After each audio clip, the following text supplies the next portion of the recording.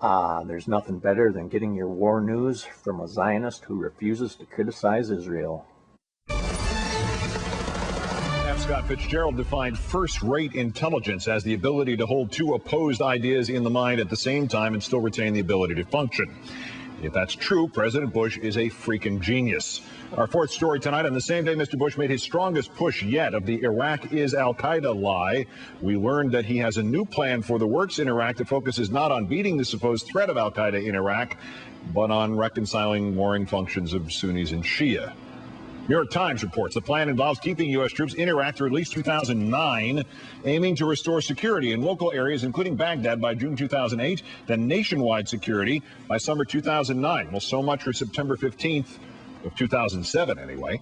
Although his plans belie his rhetoric, today Mr. Bush made clear he is trying to scare and demonize those who urge withdrawal. Those who justify withdrawing our troops from Iraq by denying the threat of al-Qaeda in Iraq and its ties to Osama bin Laden ignore the clear consequences of such a retreat. If we were to follow their advice, it would be dangerous for the world and disastrous for America. In a minor quirk of history, this is not the first time Mr. Bush has sought American support of the military action in Iraq because of a threat to the U.S. from a supposed enemy that has never attacked American soil. What rendered today's speech truly surreal, however, the president's vehemence that al-Qaeda in Iraq must be attacked because of its loyalty to a group that he refuses to attack, the classic al-Qaeda, which is in Pakistan. Let's turn now to Rajiv Chandrasekaran, the author of Imperial Life in the Emerald City, assistant managing editor of the Washington Post. Rajiv, thanks for your time again tonight. Good evening, Keith. Mr. Bush today went on at great, probably unprecedented length to equate al-Qaeda in Iraq with the original model. He did nuance, he acknowledged some criticism of his past simplifications of this connection.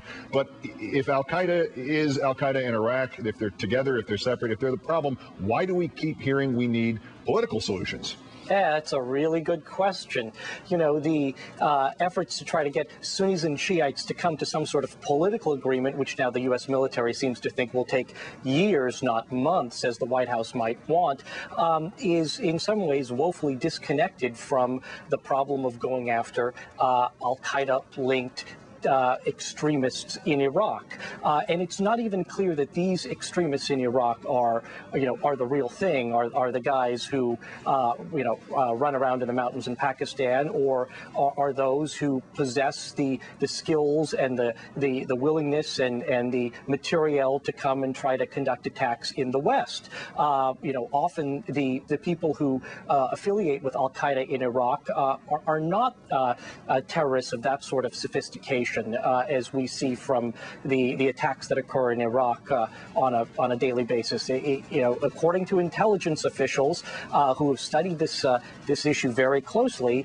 the Al-Qaeda groups in Iraq, or the groups that call themselves Al-Qaeda in Iraq, are very different from the broader Al-Qaeda movement.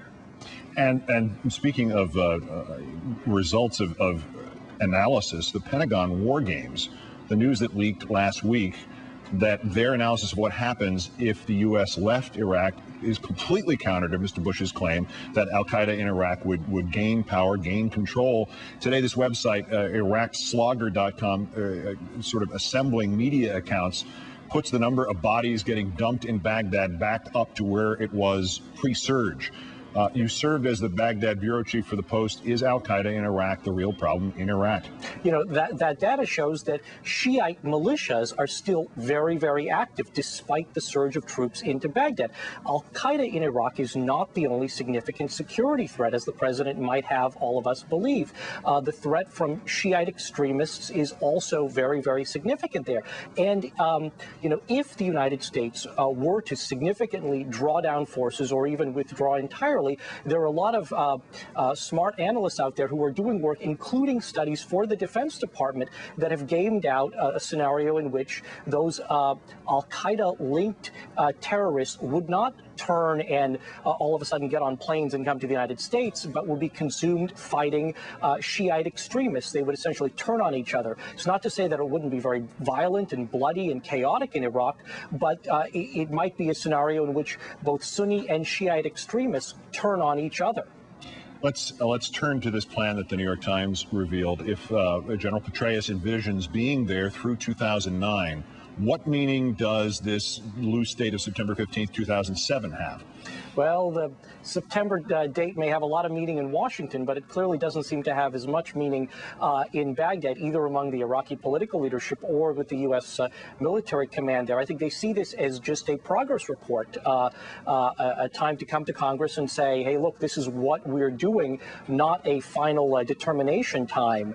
And as we've seen from the report in the Times today, but also other good reporting over these past couple of months, General Petraeus and his staff view this as a much longer-term effort to restore security in Iraq, and they're operating on a timetable that's very different from the timetable that many of us here in Washington seem to be looking at. And lastly, what progress is the Baghdad government actually making with this parliamentary vacation of a month-long duration coming up in a week's time?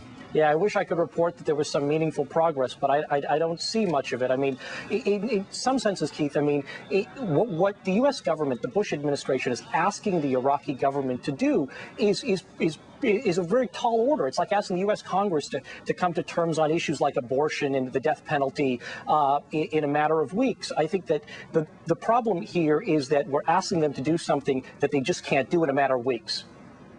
Rajiv Chandrasekaran, the Washington Post and author of Imperial Life in the Emerald City. As always, sir, great thanks for your time tonight. Good to be on with you.